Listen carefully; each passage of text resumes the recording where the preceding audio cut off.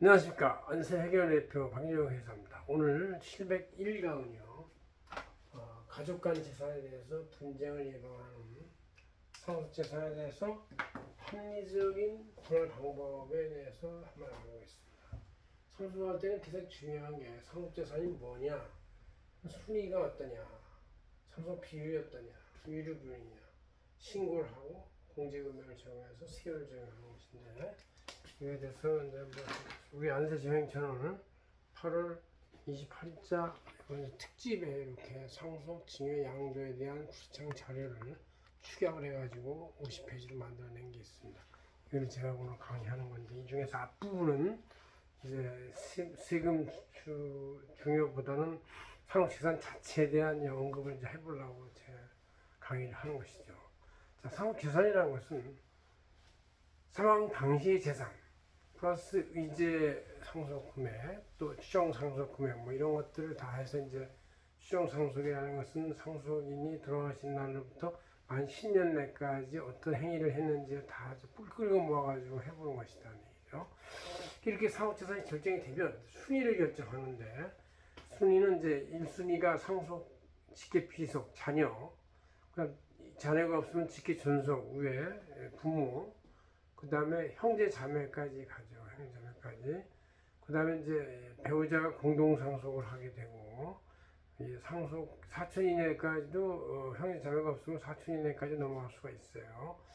이렇게 되는 것이고, 직계 존비속은 공동 순위가 되고, 없으면 배우자가 단독 상속을 한다. 이렇게 되는 것이죠.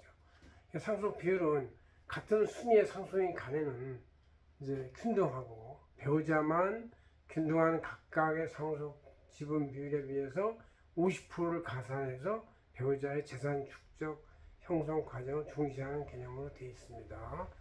상속 분할은 이제 일단 원칙적으로는 이 돌아가신 분의 유언이 우선이 되지만, 공동 상속인 간에 나중에 합의, 프렌드리하게 합의하는 것이 또 중요할 수 있어 그걸 하면 되고, 그것도 없으면 법정 상속, 민법상의 법정 상속분 이제 1대1, 각 자녀 간에는 똑같이 1대1이고 배우자만 1.5가 되는 그런 방식으로 배분을 하면 된다. 그런 얘기죠.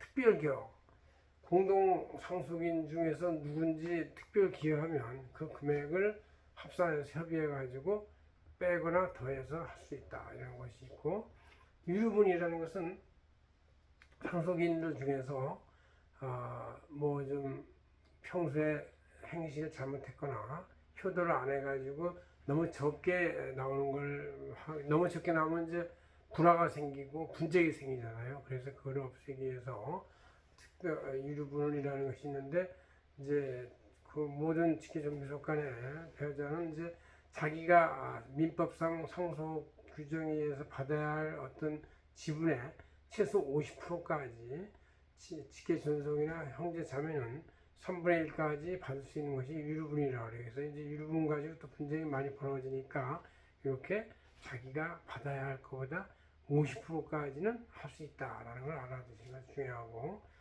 유류분의 합산 범위는 본래의 상속재산 플러스 1년 내 직계재산, 또 손해를 의도해서 미리 증여한 이제 이런 증여재산도 합산이 되는 것이다. 하는 얘기죠. 이게 이제 상속재산이 결정이 되면 상속세 신고를 하게 되는데, 상속 신고는 연대 연납의 의미가 있어요. 그래서 이제 이 각 상속인들이 하나의 상속재산에 대해서 하나로 하는 유산세의 개념이기 때문에 이거를 각 분할을 따로따로 받았다 하더라도 그 전체 상속세금에 대해서 연대납세 의무가 있다. 그런 얘기죠.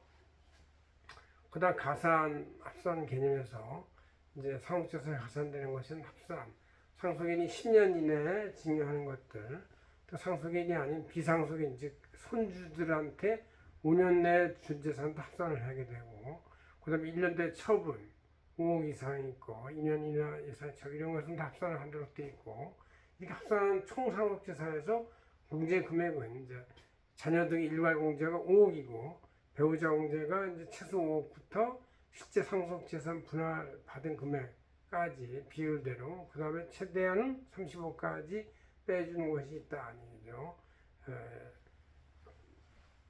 근데 금융상속공제 금액이 금융자산의 20%까지인데 2억까지가 돼 있고, 이렇게 해서 빼준 다음에 상속세율이 이제 그 뺀 나머지 금액, 빼는 금액이 그러니까 총으로 가계로 치면 웬만하면 한 5 플러스 5억, 한 10억, 12억까지 되는 것이죠.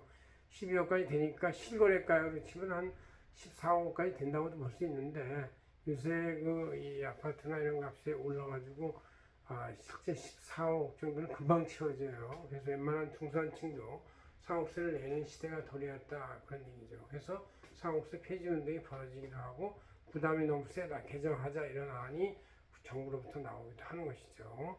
상속세율은 이제 그걸 12억을 상속재산에서 12억을 뺀 나머지 금액에 대해서 1억까지 10%, 1억 초과 5억까지는 20%, 5억 초과 10억까지는 30% 가파리가 올라가는 편이에요. 10억 초과 30억까지 40% 때문에 이거 반 정도 가까이 되는 것이죠. 30억 초과는 진짜로 반인 50%, 그 다음에 이제 대주주 합증가세 이러면 60%가 되는 이런 식이기 때문에 한국의 현행 상속세 제도는 전 세계적으로도 너무 높고, 또 한국의 변방국이라는 걸 감안했을 때 상속세는 많은 인재와 재산을 해외로 탈출시키는 그러한 법이 돼가지고 지금 우리나라 국부가 상당히 유실되고 있다고, 인재도 유출되고 있다는 것을 많은 통계들이 알려주고 있습니다. 고맙습니다. 안세계부의 대표 방지호 회사였습니다.